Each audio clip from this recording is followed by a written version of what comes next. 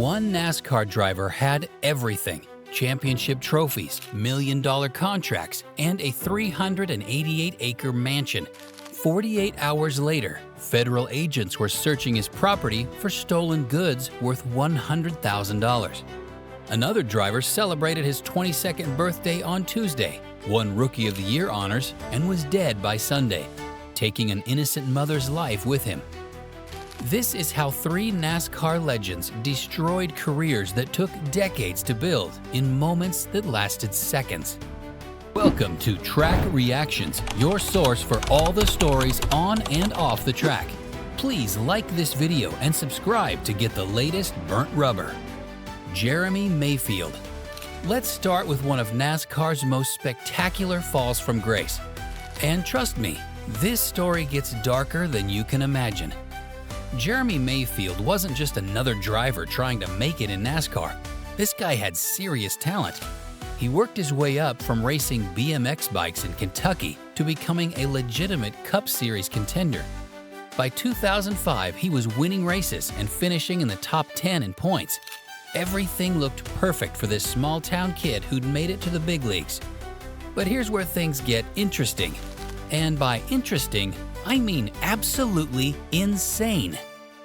In May 2009, NASCAR dropped a bombshell that nobody saw coming. They suspended Mayfield indefinitely for failing a drug test. Not just any drug test. They said he tested positive for methamphetamine. Yeah, you heard that right. Crystal meth. Now, Mayfield didn't just roll over and accept this. He fought back hard, claiming it was all a mistake. His story? He'd taken some Claritin D for allergies and Adderall for attention deficit disorder, and somehow these two medications combined to create a false positive. His wife backed him up, his crew backed him up. He even had pharmacy receipts to prove he'd bought the over-the-counter stuff.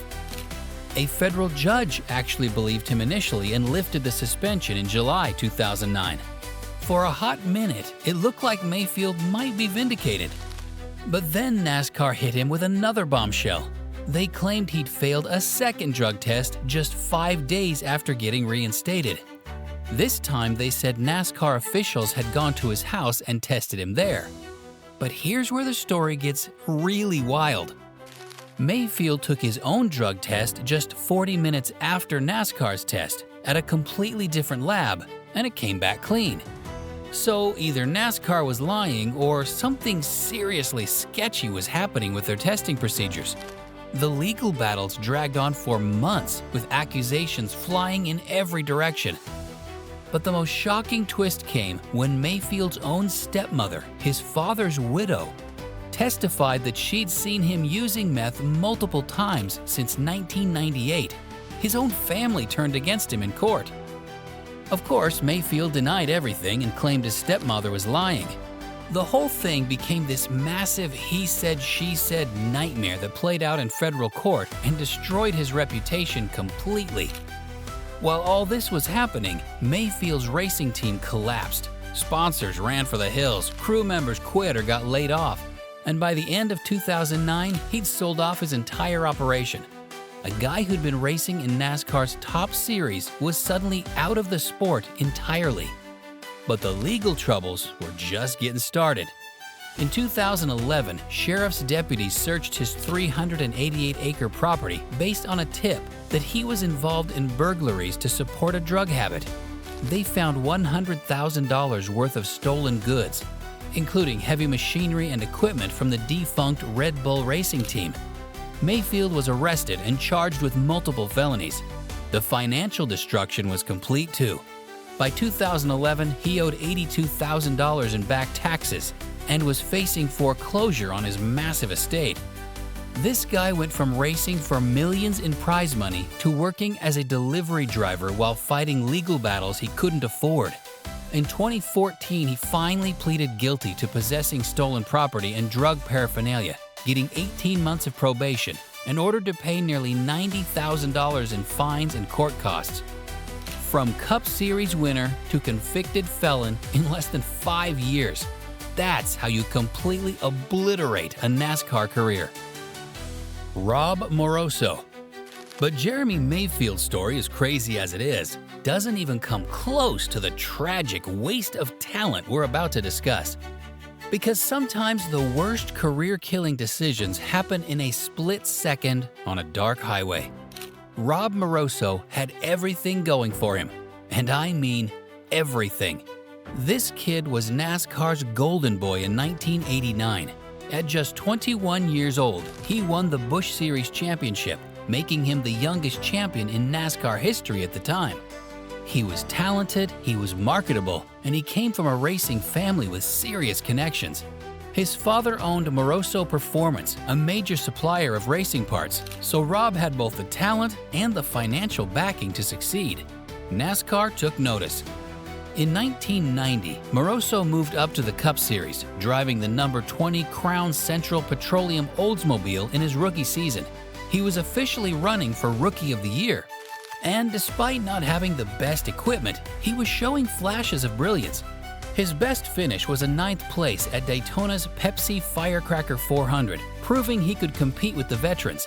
Everything was set up perfectly for this kid to become NASCAR's next superstar. He had the talent, the backing, the youth, and the hunger to succeed. Sponsors were interested, team owners were watching, and fans were starting to take notice of the young driver with the famous last name.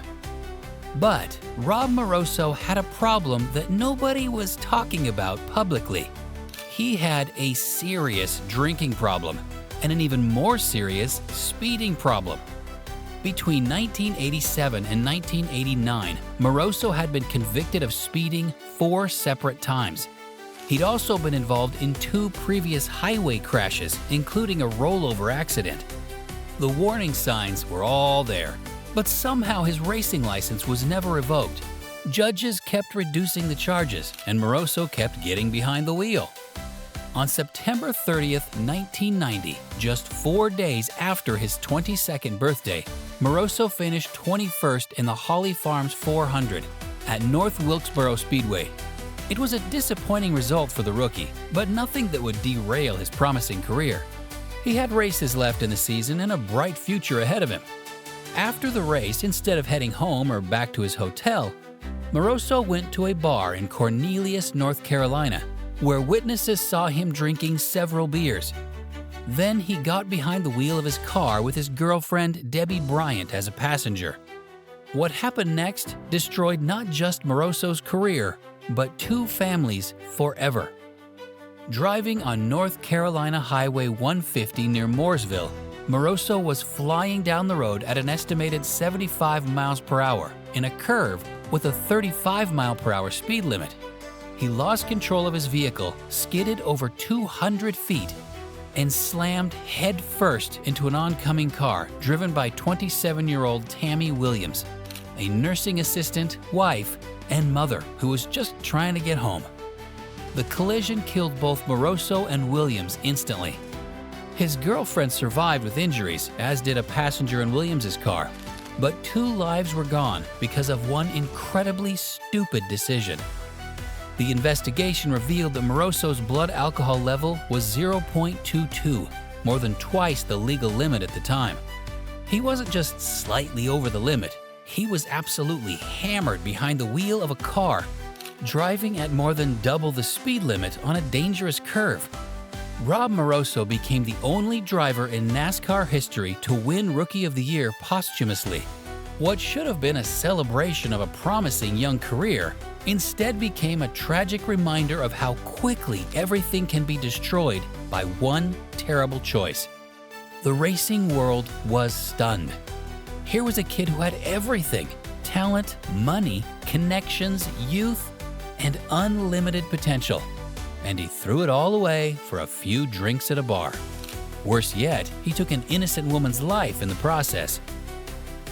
Kevin Grubb. Now, if you think those first 2 stories are as bad as it gets, wait until you hear about Kevin Grubb. Because this is a story about how drug problems don't just end careers, sometimes they end lives. Kevin Grubb started his NASCAR journey the right way. He came from a racing family in Virginia, with his father running Grubb Motorsports and his older brother Wayne also competing. Kevin began in the Truck Series in 1996, showing promise with solid finishes and proving he belonged on the track. By 1998, he was running 16 Busch Series races and actually doing well. He scored his first pole position and finished second at Dover, the kind of result that gets team owners' attention. His brother Wayne was his teammate, and everything seemed to be going according to plan for the Grubb family racing operation. Bruco Motorsports offered Kevin a ride in 1999. And this is where his career really started taking off. He ran full-time in the Busch Series and racked up 18 top 10 finishes over 3 seasons. In 2000, he finished 13th in points, a career best that had people talking about him as a future Cup Series prospect. Kevin was on the radar of bigger teams. In 2002, he was supposed to make his Cup Series debut with Team Bristol Motorsports, attempting the full season and running for Rookie of the Year. This was his big shot, the chance to move up to NASCAR's Premier Series and establish himself as a legitimate competitor. But there was a problem that nobody knew about yet. Kevin Grubb was developing a serious substance abuse problem that would eventually destroy everything he'd worked for. In March 2004, just as he was supposed to be ramping up his Cup Series efforts, NASCAR dropped the hammer. Grubb failed a random drug test and was suspended indefinitely. His dreams of running for Cup Series Rookie of the Year disappeared overnight. For 2 years, Grubb was out of NASCAR completely. He went through NASCAR's Road to Recovery program and finally got reinstated in June 2006. This should have been his second chance, the opportunity to prove he'd learned from his mistakes and was ready to compete clean. He signed with Mack Hill Motorsports to run selected Busch Series races, and later that year joined Billy Ballou Motorsports in the Truck Series. It looked like Kevin Grubb was getting his career back on track. But then came September 11, 2006, a date that would end his NASCAR career forever. After crashing on the second lap at Richmond, Grubb was asked to take a random drug test as part of his reinstatement conditions. This should have been routine, a simple test to prove he was staying clean. Instead, Grubb refused to take the test. In NASCAR's substance abuse policy, refusing a drug test is treated exactly the same as failing one. The moment Grubb said no, he was automatically suspended indefinitely. No appeals, no second chances, no explanations accepted. Grubb later claimed he was confused because of a concussion from the crash and that he had no memory of refusing the test. He offered to take a drug test the next day to prove he was clean. But NASCAR's policy was crystal clear. Refusing meant suspension. Period. Unlike other drivers who'd gotten multiple chances, Grubb's refusal was treated as his final strike. While drivers like Shane Meal got offered paths back to competition, Grubb was essentially done with NASCAR for good. The mental toll of losing his career became devastating. Kevin Grubb, who'd once been a rising star with a bright future, found himself completely shut out of the sport he dedicated his life to. The racing world moved on without him, and he struggled to find his place in a life without NASCAR. On May 6, 2009, Kevin Grubb was found dead in an Alpine motel room. The cause of death was a self-inflicted gunshot wound to the head. He was just 31 years old. The police found no illegal substances in the room, but the damage had already been done years earlier. A promising racing career had spiraled into addiction, suspension, and ultimate tragedy. Which of these career-ending stories shocked you the most? Let us know in the comments below. And don't forget to like and subscribe to Track Reactions, your source for all the stories on and off the track.